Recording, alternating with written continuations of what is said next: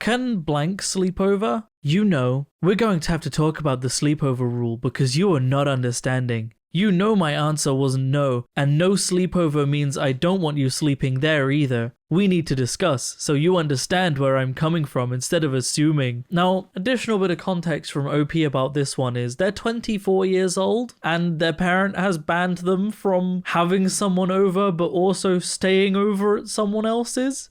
Someone who is nearly a quarter of a century old. A 24-year-old, that's older than me. A 24-year-old, that baffles me. That baffles me.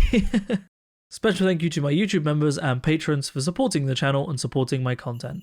How's it going, everybody, and welcome back to another subreddit video. Today we are going to be taking a look at r/insaneparents. It's been a little while since we looked at this, and I realize it's been a bit of an insane parents weekend, hasn't it? The last video I uploaded was of entitled parents, so you know, it's almost Halloween, so I guess for the Halloween build-up we've got some insane parents, the spookiest of things. Let's get into it, shall we? So this was a post posted to Christian parents of LGBTQ children. You know that's going to be a good Facebook page. What about the parents' dreams for their children? Do we just go, oh well, and the dreams we had of walking our sons or daughters down the aisle and giving them to someone who God approved of? Or of having kids and Sunday dinners with everyone there? Do we just invite the partner over and put on a happy face for them and make it seem like we are so happy for them? Yes, before I even finish reading this post, yes, that's what you do. That's how you be a parent. Everyone thinks about the harm it does to the children if we don't accept them as they are. Well, what about parents? Why are they not being held accountable for the pain they cause or the dreams that we have to give up too? Because your dreams for your child are unimportant. It might suck to hear that, but if you are only raising a child to follow the dreams that you have for them, you're not raising a child. You don't have a child so that you can live vicariously through them and watch them have the life you wished you had. You don't get to raise a child and only love them if they are specifically the image that you have of them. That's not how it works. A child is an individual, and as a parent, it is your responsibility to love and care for them regardless of the path they go down in life. That's what it means. So yes, as a parent of an LGBT child, Christian or otherwise, you do have to smile. You do have to approve of their partners regardless of whether they are the same gender of your child or not. You do have to walk them down the aisle on their marriage day, regardless of whether you think God approves of their marriage. Because that's what it is to be a parent. It's to love your child regardless, not because of what a book says you should love them as. Your dreams don't matter. Your child's dreams are what is important for that child. My mum is jealous my dad is married. I am married and she likes my husband and touched him inappropriately. Told her to never do that again and she went kinda crazy. Angela is my stepmom, Brent is my husband, and Friedo is my dad. Never do that again, you sick f***. Don't f***ing do that. Brent stole you from me. Friedo also did. I want you back. Let's fix this. Saint, censored word. Stupid last name. Should have been mine. Angela stole you from me. Is she better than me? Yes. You betrayed me. All she does is get laid by Friedo. They're married. That's normal. Leave them out of this. All of you are married and leaving me. You're sick, that's why. I just want affection. Seek help. I have a vagina too. Angela the slut. You choose them over me. And Brent. Family comes first. You prefer Angela over me. I wanted to get married, but your dad only looks for young girls, not old like me. That isn't a reason to touch my husband like that. He is not your husband. We're married. He doesn't want you. Okay, bye. Just talk to me. I am your mother. Next time I will call the police. I have a vagina too. You never cared. Big focus on the I have a vagina too there. Like, didn't ask. Didn't ask? Not important. You don't touch other people's husbands. Doesn't matter if you have a vagina. Also, she mentioned family comes first, but she's saying this in the context of you're choosing your dad over me. So she's still choosing family there. So it's not like she's shunning family for someone else. She's literally choosing a family member over another family member because it just so happens one of them isn't toxic. Wow. I can't imagine anything more toxic than inappropriately touching your own daughter's husband and then going, I can't believe you don't love me. Come back. Let's just talk. Like, no, you lost any chance of that when you started touching their husband. Any chance. But I have a vagina too. Have you considered that I am tired of listening to your problems? It's not only exhausting, it's annoying. I am not your therapist. I am your mother. I didn't say you were my therapist. I answered honestly when you asked me how I was doing. And I mean, I'm not a parent or anything, but if I knew that I was one of the first people my kid came to when they felt sad or upset about something, it would comfort me to know that they trusted me enough to seek out my help if they needed it. So I must be the worst mother in the world then. Mom, I didn't say that either. All I know is that I never felt entitled enough to ask my parents for anything. I never assumed that past age 18 they owed me help or assistance. Since you think it must be so easy to be a parent, I hope you do become one. I hope you have a daughter just like you. Maybe then you'll realize that even though I may not have been the best mother on the planet, you weren't the easiest child to deal with either. I don't think it's easy to be a parent, but I do think that I was and am your kid, and that when I have one of my own, I plan to do things differently. I hope I have a daughter just like me too. I think it would be incredibly easy to love her. There's, again, things to unpack here, like the mum being like, wow, I can't believe you're actually answering my question about how you're doing. How dare you assume that I want to know that? And then when they're being like, well, yeah, you're my mum, your parents are supposed to care about their kids, she immediately throws out the guilt trip curveball of, oh, I must be the worst mother in the world. I can't believe it. Oh, to guilt trip the person into being like, no, you're a great mum, all of that. Wow. And then blaming her for being difficult to raise as well. And also, right, I never assumed that past 18 they would owe me help or assistance. And like, granted, parents don't owe their children help or assistance past any age, really, past adulthood. But like, a nice parent who cares about their child would want to, right? That's the thing, right? Parents that actually care would want to help their child, regardless of what age they reach. So yeah, it's the guilt tripping, the manipulating, the blaming, everything about this, like, totally narcissistic behavior. My mum is homophobic and assumed me dating women was a phase. I texted her excited about our engagement and haven't received a text back or call in over a week. Hi mum, I texted dad last night, but I just wanted to let you know my fiance and I got engaged on Tuesday. I honestly only texted her to let her know before she saw it posted on Facebook, and I knew she wasn't going to be excited, but I wasn't expecting just radio silence. I know she has seen my text and is aware of the engagement because I've spoken to my dad. Yeah, it's always a really sucky scenario, and I hope that your dad is supportive, but also no matter how supportive your dad is, if he is choosing to put your homophobic mother before your happiness, then he's still failing as a dad at the end of the day. And I get it's a hard scenario, and I get that it's, you know, it's a difficult one for someone to choose between people they love. But like, if I was a parent and I had a child and they turned out to be queer and I was married to someone who was homophobic and didn't approve of my child's marriage purely because they're queer, I would want my child to be happy. And I think that would put some tension on the marriage. And like, I think I would choose the child at the end of the day. I don't know. I'd rather choose a gay child over a homophobe. Maybe that's just me.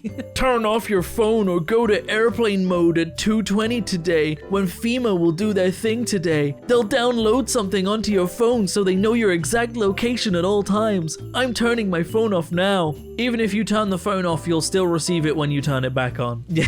I love these conspiracies, okay, because they're exclusively made by people that don't understand technology, okay? Obviously, yes, it will go off if you turn your phone back on, but also, obviously, the government doesn't need to do a countrywide hurricane warning to download a tracker onto your phone. And in fact, if the government wanted to track your phone, they have the ability to now, at all times, and you just don't know it. If you fly over into certain countries, like if you you land in Russia and you bring your phone with you, Russia will be tracking you the whole time you're in the country and you won't be aware of it. These things happen. Your phone has geolocation on as a feature by default, and 99% of your apps are always tracking where you go at all times. Like, the government doesn't need to use a hurricane warning or one of these warning tests to track you. They already can.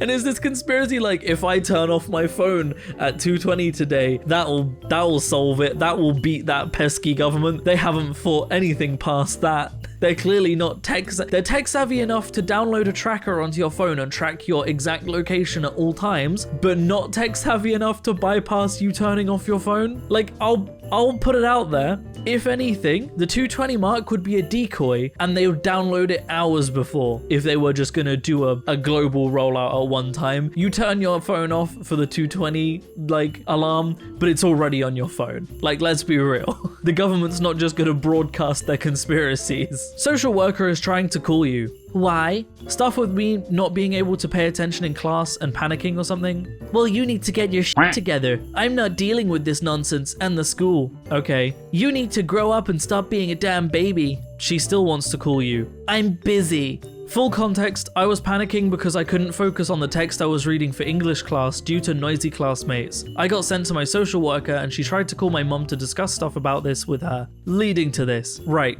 I'm gonna give a piece of advice first and foremost, and the first piece of advice I could give about this is to show your social worker these texts, because at least then your social worker will know the type of person she's dealing with. I think that will genuinely help in the long run. The second thing I've got to talk about, which isn't advice, it's just I got to talk about it, is like, if you're a parent and you're committed to being a bad parent, surely the last thing you want people to know is that you're a bad parent, okay? So if a social worker is trying to contact you and you refuse to ever breach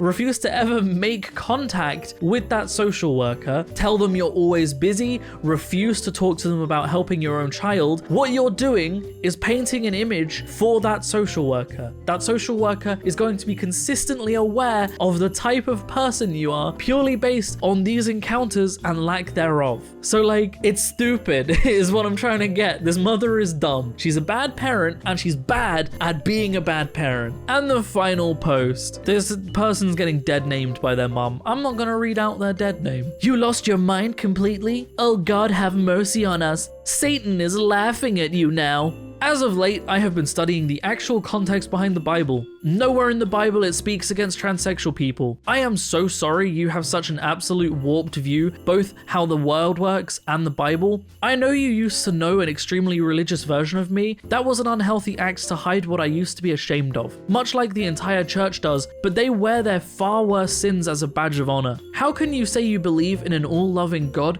and spew out death threats who oppose your views? I have been just keeping quiet about things, but I can't no longer. I am putting my foot down and saying, no, you're in the wrong here. I am actually extremely happy where I am now. Along this journey, I made true friends that actually care and support me. So yeah, this person is trans. She's a trans woman. She's looking great. She's looking really happy at this trans parade, in fact, or LGBT parade, sorry. And like, she's got actual friends. And her mum, one of those super religious zealots that, you know, when Christian love sounds a whole lot like hate, that's the kind of mum this is. And unfortunately, OP, if you ever see this, your mum is not likely to change. She is very much the kind of person that believes that she has the most pure and true views, that God has given her the power to hate people but be right about it, you know? My camera keeps refusing to focus on me. These kinds of people don't change, no matter what you tell them. They haven't read their own books. You could tell her a multitude of things about the Bible and she will still refuse to accept that you are right, okay? Because Christians don't actually follow Christianity when it comes to these alt-right, hateful, spiteful people, okay? You only have have to read a few scriptures in the Bible to understand that, you know? Like the fact that Jesus said, "He who is without sin cast the first stone." You know? How in the Bible it says that everyone is a sinner and that everyone can be redeemed through God, yet Christians have decided that gay and trans people are beyond that and that there is no redemption, and that by being gay and trans, they should be ostracized from these communities, even though they themselves are also sinners. You know that time in the Bible where it says, "Love thy neighbor"? You know that time in the Bible where it says, "Forgive each other"? Like, the whole Bible speaks of forgiveness and acceptance. It is the most liberal book, and yet somehow alt-right conservatives use it as a weapon to spread hate, and it is so evident that they have never ever actually read their own book. Like, it's so clear anytime they ever use it to weaponize hate that they are not Christians. They are not in any way Christians, and they will never change their views, because it is impossible to use reason about a religion to reason someone out of a view that they never used reason and religion to get themselves into. They don't follow Christianity, they follow themselves. At the end of the day, they are no better than the people they claim to be Satanists, because they only worship themselves and their own views, and that's where it ends. And that's where I'm going to end the video, everybody. On a big old anti-alt-right Christian rant. Wow. If you want to support me in making more content like this, then I have a Patreon in the description down below, or equally you can click on that join button on the channel to support me. It helps a lot more than you might realize, but by no means should you feel like you have to. I'm going to keep making content regardless. Special thank you to all of the incredible, amazing, wonderful people that do support the channel over at my Patreon and on the YouTube channel. All of you are wonderful, and it genuinely helps so much. It helps in making content like this. So yeah, genuinely thank you so much. Other than that, thank you so much for watching, everybody. I hope you have enjoyed, and as always, I will see you in the next video. Peace out.